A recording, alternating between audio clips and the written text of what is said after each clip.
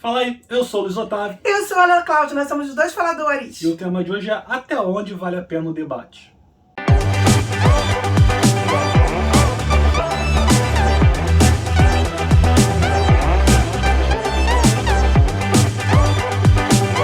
Hoje teve mais uma reunião da CPI da Covid no Senado e toda a oposição resolveu sair quando os médicos sugeridos pela base governista iriam começar a falar.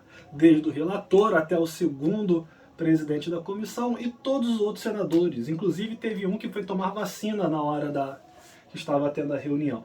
E o que nós vamos debater hoje é até que ponto vale a pena o debate, até que ponto eles fizeram certo, até que ponto eles fizeram errado. Mas antes disso, meu querido, dá o seu like, se inscreve nesse canal, ué, não é isso? Ué. Então, se inscreve nesse canal se você não tá inscrito, né? Pega do que Deus fez maravilhoso, lindo aí, perfeitinho, usa ele pra uma coisa positiva agora nesse momento, não faz outra coisa com ele não sei clicar aqui no like ou no inscrito se você não tá inscrito ainda. Enfim. E no sininho também, né? No sininho pintadinho. Tem que deixar todo pintadinho, não é isso? O todo pintadinho. Que tem vários sininhos, tem o que vale é o pintadinho. Porque ele vai te avisar, porque aqui toda semana tem pelo menos um vídeo novo. E assim você vai receber as notificações sempre que sair um vídeo novo no nosso canal. Inclusive porque às vezes, de surpresa, a gente solta os vídeos novos assim inesperados, né? Quando tu menos espera. É verdade. Quando a gente também menos espera, a gente consegue fazer um vídeo novo aí. A gente, nossa, conseguimos botar. Pum! Vai lá e bota, é isso aí. E tem live semana que vem. Opa! No e aí? final a gente fala disso. No final é verdade. A gente fala disso. Então tá. E a gente não sabe se tá vazando pra vocês, mas tá rolando um baile infeliz aqui perto, com direito a vários remixes, várias mixagens. Então se estiver vazando... Tá show o baile hoje, hein? Tô gostando. Entenda apenas como uma música incidental, se você quiser ficar dançando. É uma música de fundo. Uma música de fundo. Uma música incidental, né? Ah, não sabia que assim chamavam. Pra mim era música de elevador. A música de elevador é uma música incidental. Ah, não sabia. Acho que é. Não sabia. Aprendi uma coisa nova hoje. Eu acho que é.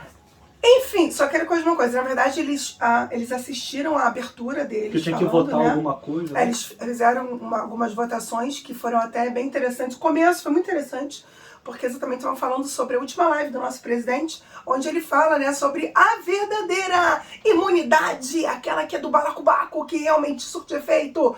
E não, você tá pensando... chinelo, né? Fazer a vida de atleta. Aí você tá pensando assim, nossa, é a vacina que tá falando? Ele falou, não. Ele tá falando, infelizmente, uma coisa absolutamente errada, que é ele acreditar que as pessoas que pegaram, né, Covid estão imunizadas para qualquer Covid ou para qualquer outro tipo de gripe na vida. Porque apesar de atleta, ele pegou, né, a Covid. E que também poderá fazer com que ele venha pegar qualquer tipo de variante, né? E ele tá aí suscetível. Enfim, ele então falou uma coisa que é grande preocupação, que é da constante... da questão das lives que ele tem, né?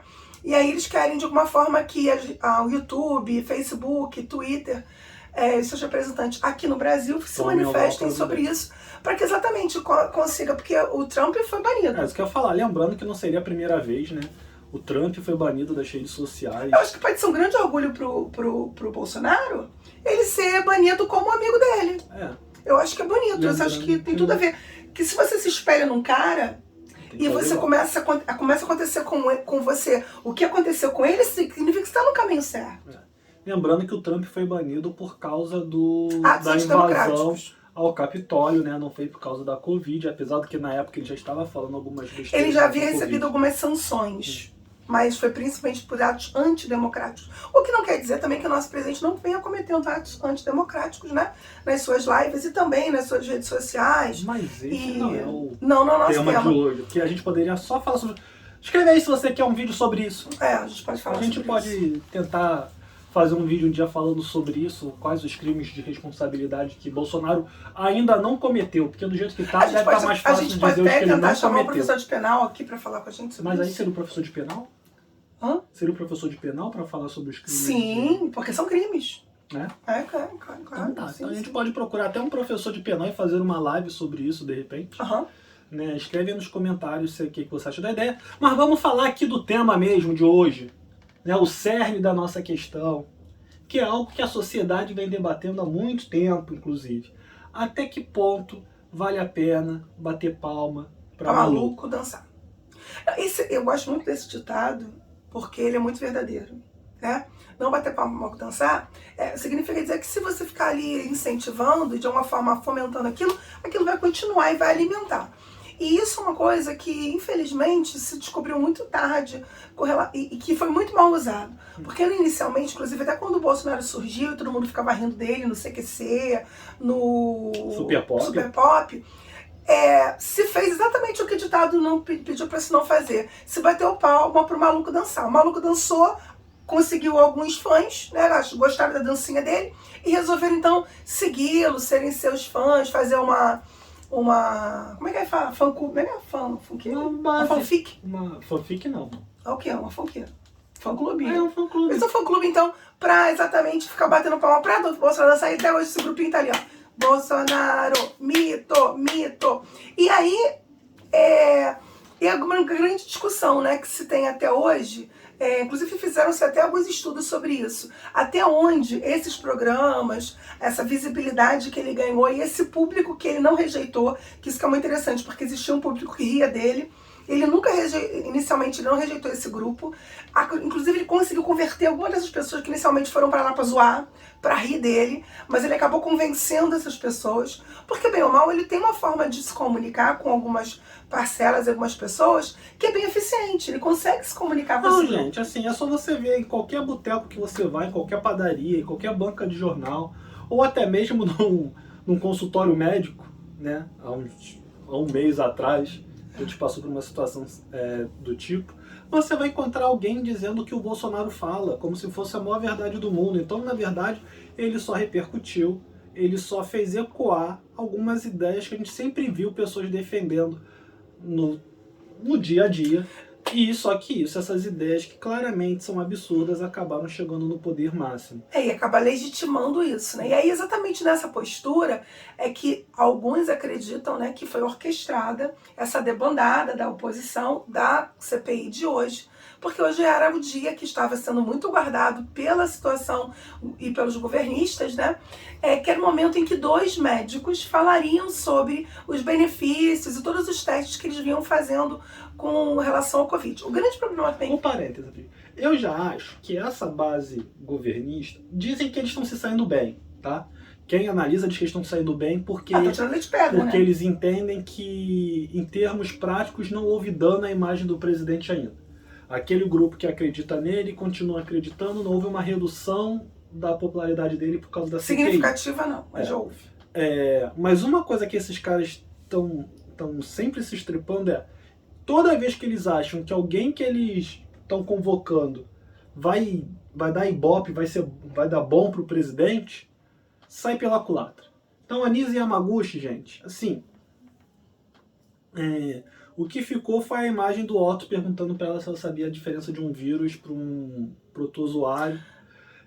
O Witzel, que é um desafeto dele, fez uma associação, mesmo que indiretamente, da figura do presidente, da pandemia, com as milícias. E os hospitais federais e do os Rio de hospitais Janeiro. federais. Porque Rio de Janeiro, quem não sabe, foi capital federal, então nós temos uma rede de hospitais federais muito grande, maior do que o resto do país. Então nós temos muitos hospitais federais aqui, os hospitais universitários, que também são federais, e então uma rede, inclusive não só com relação à milícia, mas também com relação a ser desassistido, a diminuição de leitos, a desassistência que houve também durante esse período pelos hospitais federais. Então, assim, toda vez que eles acham que alguma coisa vai dar bom pro presidente, o tiro acaba saindo pela culatra. Mas acho que o grande debate a gente já conversou sobre isso aqui, né, algumas vezes, inclusive, de até que ponto é preciso levar o debate para que a gente possa fazer novas ideias surgirem. A democracia depende da existência do debate, quer queira, quer não. A gente está fazendo uma série de lives, ou tentando organizar uma série de lives, justamente para trazer um debate, para trazer uma reflexão. Mas a grande questão que talvez seja uma das maiores perguntas da sociedade moderna. Falei até como um filósofo agora, né? Gostou? Bonito. Falei bem, né? Bonito. Até onde é preciso aguentar, né? Até onde é preciso sustentar o debate, e quando essa sustentação deixa de ser sustentação para debate e passa a ser palco. E, inclusive, assim, você vê que uma outra discussão que surgiu sobre isso também foi com relação ao rapaz com a suástica do shopping. Porque, inclusive, do PDT, era o secretário de turismo lá de Pernambuco. O cara que tava com a suástica? Não, o cara que defendeu o cara da suástica. Porque ele foi Ah, pra rede meu social e Deus. falou assim, o secretário de turismo de Pernambuco falou, ué, mas eu achei que fosse liberdade de expressão, qual o problema? E ele foi demitido.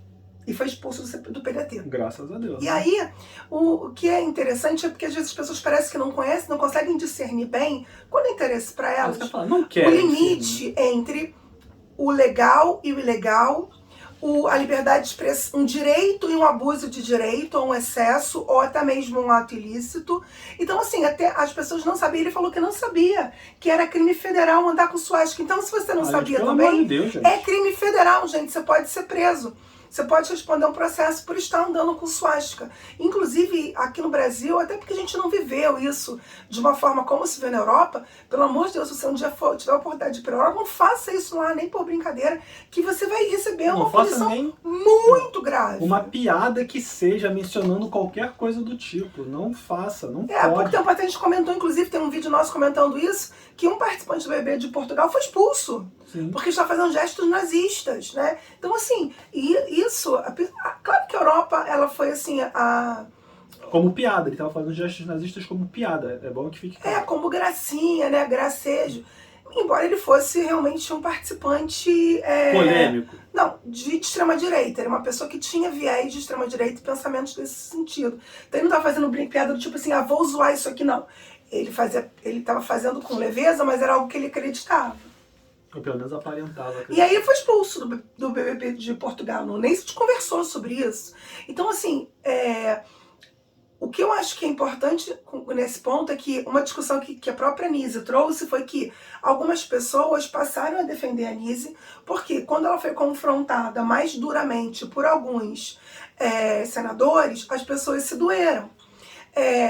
E lógico que em todo debate, às vezes há um acaloramento das ideias.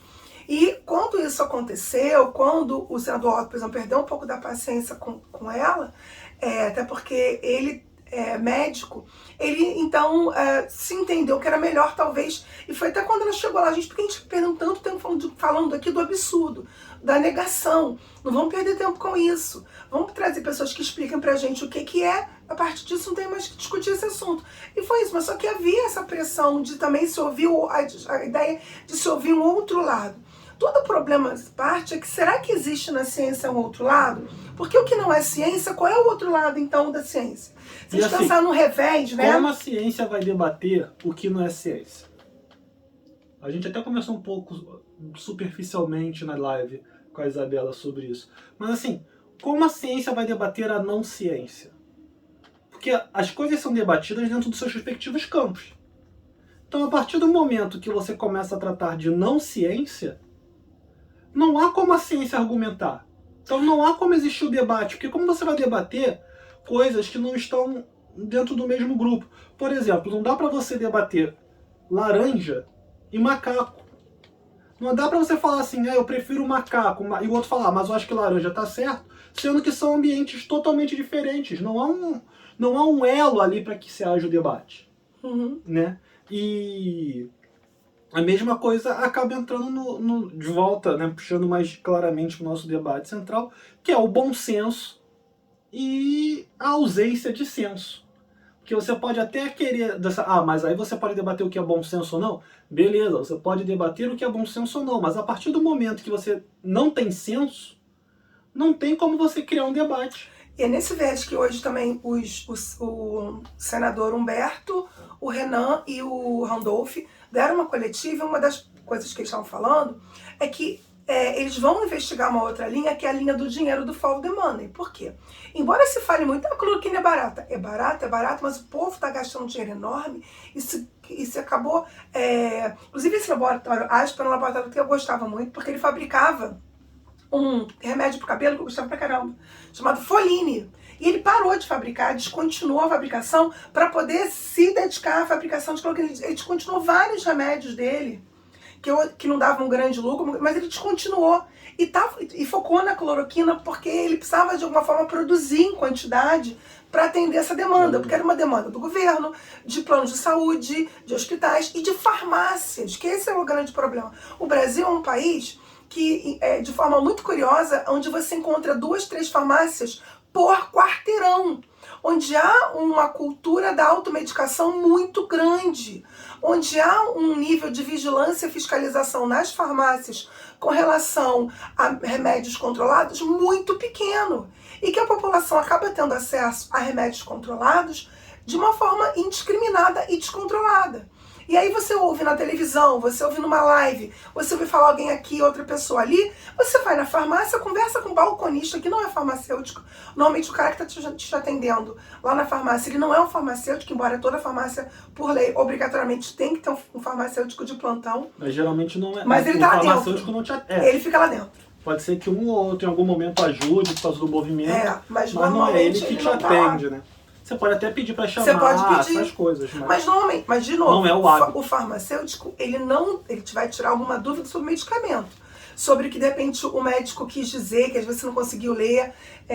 Agora, ele não tem autorização para prescrever remédio. Mas muita gente vai para a farmácia para pedir orientação e prescrição do balconista ou do farmacêutico. Isso é uma prática brasileira de todo o Brasil. E aí você tem esse contraponto e ao mesmo tempo você ter 2 médicos que realmente são pessoas formadas, com uma boa formação acadêmica, o que não os impediu de falar batatadas, e o que está fazendo exatamente se questionar, será que essas pessoas não estão patrocinadas ou não estão ganhando alguma coisa com isso? Porque não é normal que a pessoa permaneça tanto tempo defendendo uma ideia. Hoje eu estava pensando até sobre defendendo uma ideia que comprovadamente não está certa. Sim, que só vai trazer malefícios, porque é uma coisa que eles falam muito, nós temos 16 milhões de pessoas curadas. Temos pessoas curadas de Covid, mas temos não sei quantas milhões de pessoas que estão sequeladas. Os estudos indicam, eu estava até ouvindo hoje de manhã um debate sobre isso, que aproximadamente 23% nos Estados Unidos de pessoas curadas por Covid ou pessoas que tiveram sintomas. E na pesquisa UNE tem pessoas com muitos sintomas e nenhum sintoma. Você tem um N bem largo. 23% de 2 milhões de pessoas estudadas, que foi feito esse estudo, apresentam sequelas. Das mais diferentes tipos de sequelas. E que vão, sem dúvida nenhuma, impactar futuramente. E aí você vai ter no futuro pessoas sequeladas de Covid no Brasil, de ivermectina e de cloroquina. E de azithromicina. Então você vai ter no futuro um potencial. Não apenas, de repente, você encontrar 23% de 16 milhões, que vai dar o quê? 4 milhões de pessoas? 23 milhões de 16 milhões, vai dar uma coisa próxima a 4 milhões de pessoas com sintomas, sequelas e que precisam de atendimento e acompanhamento médico normal. 4 vezes 4, 16. 23 dá quase 25, arredondando aí, vai dar uns 4 milhões, 3 milhões, alguma coisa, 4 milhões. Então, assim, isso é extremamente sério. Então, exatamente nessa postura, eu não estou querendo dizer assim que eu acho que está certo ou errado, que eu realmente não consegui avaliar se está certo, mas que realmente você dá voz e espaço para essas pessoas serem ouvidas, você vai encontrar uma parcela da população que está precisando, de alguma forma, de ser reforçado e que ela está com muito medo de estar errada. Eu, às vezes, eu sinto isso, hoje eu senti isso um pouco no senador Reis. Às vezes eu acho que a luta dele é de orgulho. Eu acho que ele é um senhor assim, que ele quer muito estar certo, e que ele não admite estar errado. Eu acho que isso tem um bocado disso. E eu acho que realmente ele acredita, cara. Eu acho que, não sei. Mas você tem uma parcela da população que realmente acredita no Bolsonaro.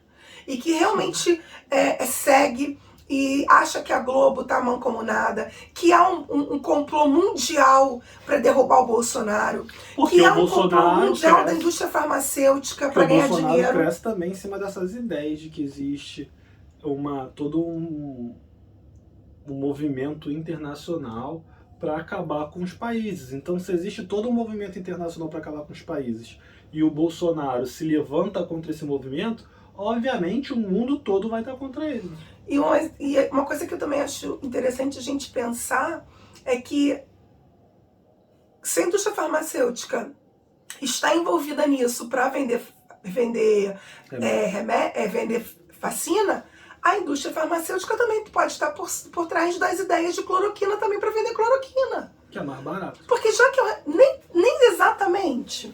Porque Não, o que já se fez, custo, assim, o custo de fabricação de cloroquina é muito mais barato do que o custo de fabricação de vacina. beleza, mas você pensar nas unidades e o valor, inclusive, que eles estavam oferecendo. Hoje foi descoberto, por exemplo, que a Pfizer e acho que a Moderna também estavam oferecendo vacina para o Brasil muito mais barato que os Estados Unidos e do que Israel. E a gente ainda podia ter o dinheiro devolvido se não ficasse com a vacina no final das contas. Então, assim, algumas doses, como da Butanvac, não. Butanvac. Não, Coronavac. Butanvac é outra vacina. A da Coronavac é alguma coisa em torno de menos de $10 no custo para compra do governo. Quanto custa uma caixa de cloroquina? Ou será que isso é só uma caixa de cloroquina que você vai tomar para você evitar ter Covid? Eu estou pensando em termos de tecnologia aplicada. Em termos de tecnologia aplicada, é Eu tô mais pensando em preço barato. ali no final. Sim. Porque não foi o Brasil que gastou para fazer a cloroquina e nem para fazer, porque ele comprou no laboratório, Não, nem o para Brasil fazer. estava querendo gastar. Mas enfim, então, eu tô falando. Deixa eu até em ver termos quanto custa uma caixinha de cloroquina aqui. Porque Fiquei em termos curiosa de agora. tecnologia aplicada, a fabricação do comprimido, teoricamente, é mais barato do que a produção da vacina. Entendeu? Sim, mas só que, de novo, a gente Você escreveu errado. Tá?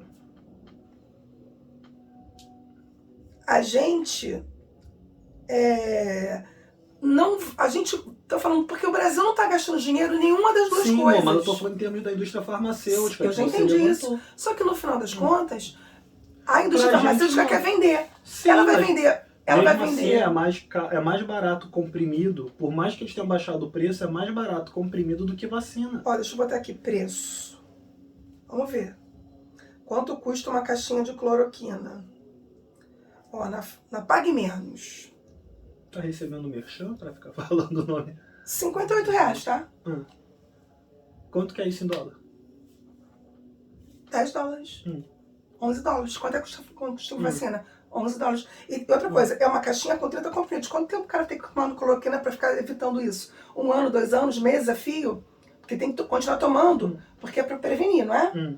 Então ele vai estar gastando R$58 por mês, sendo que ele toma uma dose da vacina por $10, que é R$50. Aqui, mas porque eles baixaram o custo porque eles queriam fazer a propaganda. Por isso que aqui estava mais barato. Até que nos Estados Unidos eles estavam cobrando outro preço. Sim, eu tô entendendo. Só que pra mim, esse argumento deles, que cloroquina é mais barato que a vacina, não é.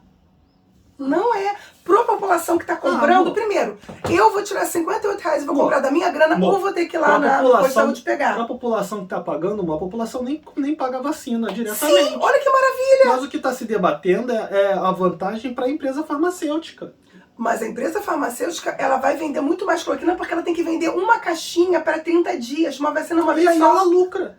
Por isso que a cloroquina ela é mais lucrativa. Sim, mas é isso que eu tô falando. É isso que eu tô falando o tempo todo também. Não, você falou bem que é mais caro. É mais caro você fazer a vacina do que fazer a Sim, cloroquina. sim. Então. Mas eu não falei que não era. Eu acho que é mais caro realmente. Só que eu tô falando, é muito mais interessante, se você for pensar em questão de indústria, quem é que tá faturando com isso é o pessoal da cloroquina. Claro. Porque se a pessoa tiver que tomar... Sim, se a pessoa tiver que tomar, imagina, ó, vê lá na farmácia, Pague Menos. 30 comprimidos de cloroquina por R$50. Detalhe, se é uma família inteira pra tomar cloroquina. Aí você vai ter que tomar 2, 3 caixas de cloroquina por mês. Sendo que a gente já tá na... 30 comprimidos, tá escrito lá. Aí você imagina só. E durante quanto tempo você vai tomar isso? Eu acho que... Não, se a gente seguir a recomendação daquele... Aquilo era ivermectina. Posso ver o preço também da ivermectina? Era também? uma vez por semana, né? Eram 3 vezes por semana, um comprimido. Todos os dias. Ele não sei dar dor de barriga, porque ele falou assim, não tomar no horário de trabalho. Achei interessante essa... Não, pra não configurar que é a empresa que tá obrigando ele a tomar. Por isso que é pra não tomar. Mas achei falta ali, né?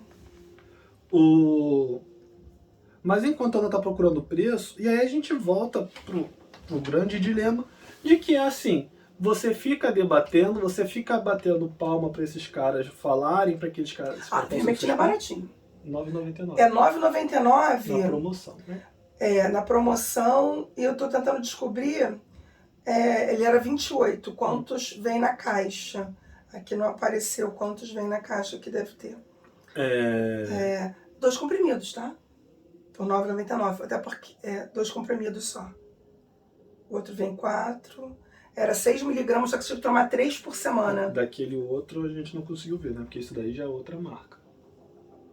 Mas geralmente no remédio eles são meio parecidos com essa ideia de quanto vem, de dosagem, é meio parecido. E por isso... E aí você imagina, ó, R$ 9,90, tendo que comprar, sei lá, umas 5 caixas, vai dar pra R$ 50 de novo, por pessoa. E aí a grande questão é... Desculpa, gente, peraí, deixa eu me arrumar aqui.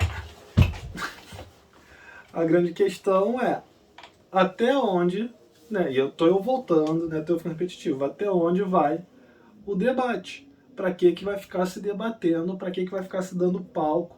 Porque, na verdade, o que esses caras querem é poder fazer ali uma defesa de uma imagem, né, para depois pegar um trecho, postar na internet e dizer, ó, é lógico, amanhã mesmo, se hoje já não apareceu, vão estar lá os senadores saindo e em determinados grupos sociais, os senadores não aguentaram debater com a verdade. Quando se depararam com médicos de verdade, os senadores fugiram. Porque o que se precisa é de material para produzir conteúdo. Eu só acho 2 pontos importantes para destacar aqui. Primeiro, que o médico não pode fazer experiência científica com seus pacientes. E eles estavam lá falando, eu estava assistindo lá o depoimento deles, e eles estavam falando que eles têm papers, né?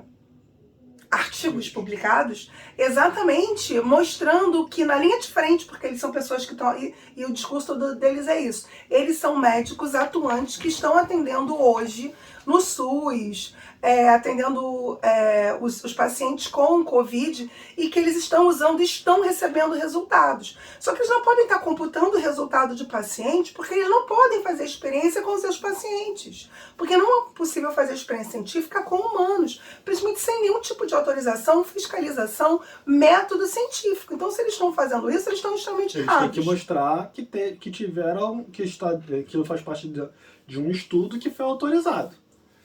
Se eles mostrarem que tem um estudo autorizado ali, beleza, mas aí tem que ter o registro de todo o estudo. De novo, o discurso deles é até um discurso parecido que eu já vi em outros momentos da CPI, é falar, não, mas os meus pacientes eu trato com cloroquina, eu trato com isso, e de tantos... Ele começa a trazer, então, peraí, você está controlando isso, você está fazendo esse estudo? Você não pode fazer esse estudo. Então, a não ser que você tenha uma autorização, um comitê de ética por trás, você tenha todo um respaldo, uma metodologia e um cuidado com isso. Porque você não pode estar trazendo, que foi a mesma coisa que eles estavam falando, que eles estão trazendo uma medição na linha de frente. E aí não é uma questão de simplesmente pessoas que estão no laboratório.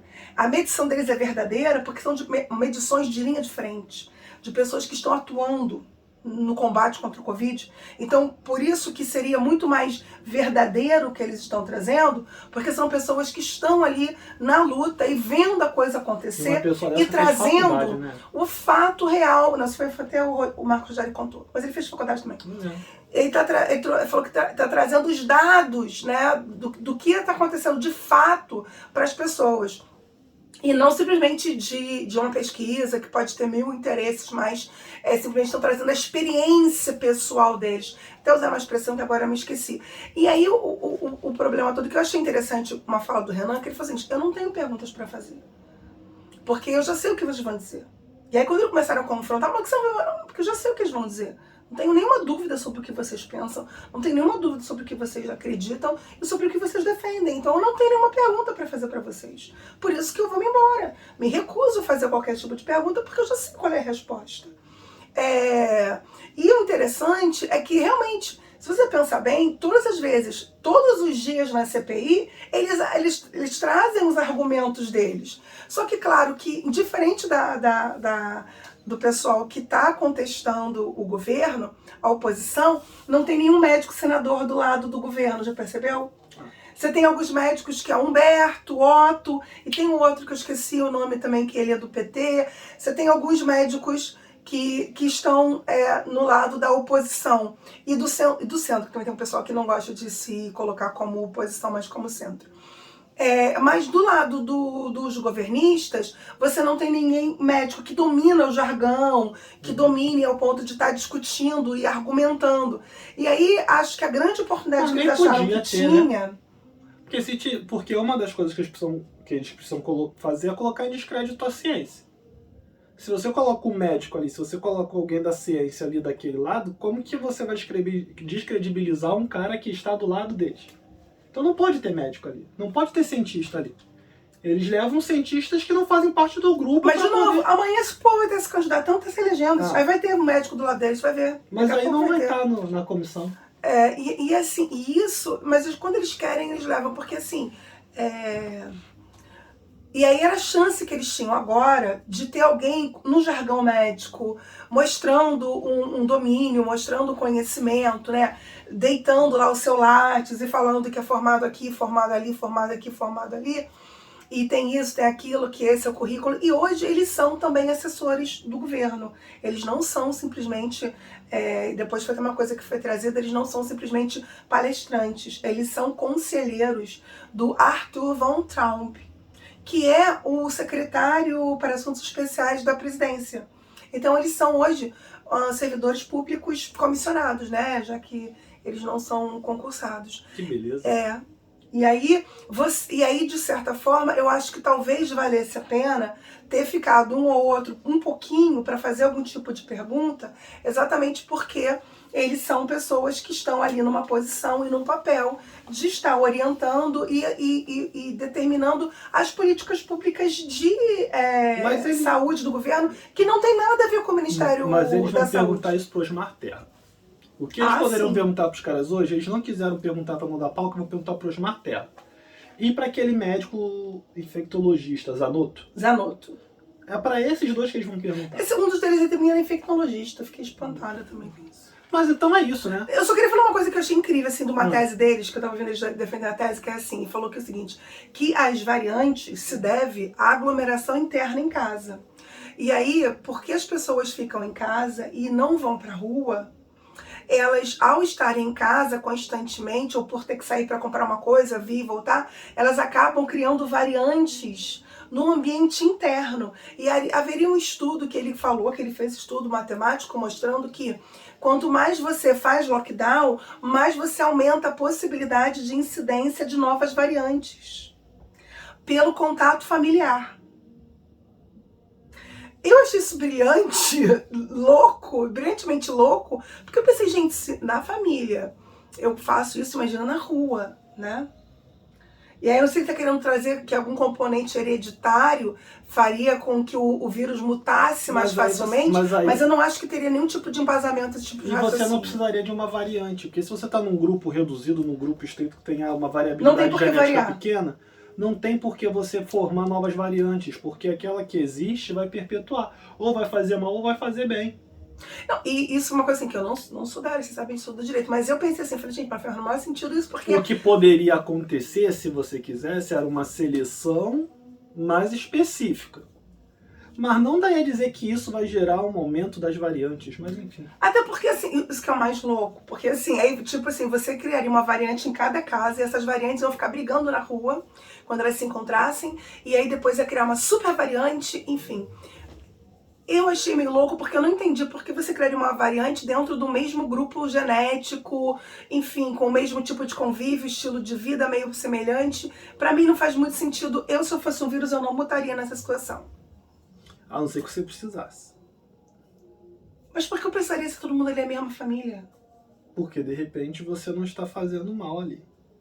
Ah, então você tá validando o pensamento do cara. Mas mesmo assim, é o que eu falei, você está fazendo uma seleção maior, você não está criando variantes, entendeu?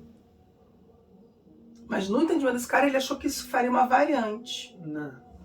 Primeiro que, do jeito que a gente tá falando, parece até que vírus tem consciência e vírus não é nem ser vivo, para começo de conversa. Né? Mas tá cheio de furo essa ideia aí.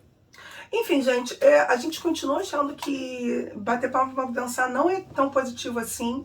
Às vezes, e eu entendo que, assim, por exemplo, até algumas pessoas falam assim, mas a gente estava expondo o Bolsonaro na sua loucura. Na verdade, é loucura pra gente, porque começou a fazer muito sentido o que ele falava para outras pessoas. E existe um limite, entendeu? Assim, e de novo, assim, com todo respeito, quando o Bolsonaro ia debater nesses programas, ele não ia debater com outro parlamentar. Vou dar um exemplo típico, sem querer menosprezar a Preta Gil. Mas Bolsonaro ia confrontar Preta Gil. O que Preta Gil entende de política pública de segurança? Não sei. Então, assim, você quer colocar um parlamentar para ficar debatendo com um artista. Nada contra artista. Mas quando você quer debater lei, quando você quer debater regras, você tem que colocar pessoas que sejam da área. Igual que o CNN faz? Tô brincando, gente, exação. E assim, e várias vezes o que se fez foi isso. Foi colocar o Bolsonaro com um repórter de fofoca, só porque o cara era assumidamente homossexual, então você tá querendo ir pro confronto, você não tá querendo ir pro debate. Com o Major Olímpio. O Major Olímpio, que era um Aguinaldo cara que Timóteo. pensava numa ideia próxima, Aguinaldo Timóteo que pensava numa ideia próxima. Então você nunca teve um debate realmente, você teve uma discussão lá. Agora, debate nunca se teve. Ou no máximo quando o repórter tava lá do CQC, que não era nenhum debate. Mas mesmo o né? repórter do CQC, ele é um repórter. E os repórteres do CQC, eles não estudam a pauta para promover um debate e embasar nisso. Eles estudavam uma pauta para saber o que perguntar. Mas não quer dizer necessariamente que eles tinham fundamentos legais ou Não, aspectos existe um jurídicos. viés assim, humorístico. Tanto que a maior parte dos repórteres, eles tinham uma carreira humorística. Era um stand-up comedy. Então, assim, ligado ao humor. Enfim, então o problema todo, gente, é hoje a gente começar a discernir que há certas ideias que não podem, não são liberdade de expressão. Você defender nazismo, fascismo, você ser contra a ciência, ser um propagador do vírus, Ser ou uma contra a pessoa vacina. que ser contra a vacina, a favor de que as pessoas se contagiem, isso não é uma liberdade, isso é uma forma, infelizmente, de alguma forma trazer mal à sociedade, trazer mal a outras pessoas, e principalmente na figura que a gente tem do presidente ou de qualquer outra pessoa que é um influenciador, porque o presidente é um influenciador, mas você tem outros tipos de influenciadores, políticos, artistas ou youtubers, sei lá o que mais, que de alguma forma influenciam as pessoas, trazem essas ideias e que vão ser nocivas ao indivíduo e à população. Então, sim, existe um limite para esse tipo de coisa, existe um limite de divulgação disso, existe um limite de quanto você vai dar de espaço para essa galera. Então é isso, se você não está inscrito, se inscreve nesse canal. Fala o que você achou do vídeo, o que você lá achou. quando a Ana falou da primeira vez, diz aí nos comentários o que você achou. E sexta-feira que vem tem live aqui, 8h30 no canal, com o Luiz Felipe Fiori, com a Natália Figueiredo, que nós vamos debater. Existe depressão pós-Covid-19? Então não perca, clica aí no sininho para receber as notificações. E é isso, né? É isso. Então valeu, até a próxima.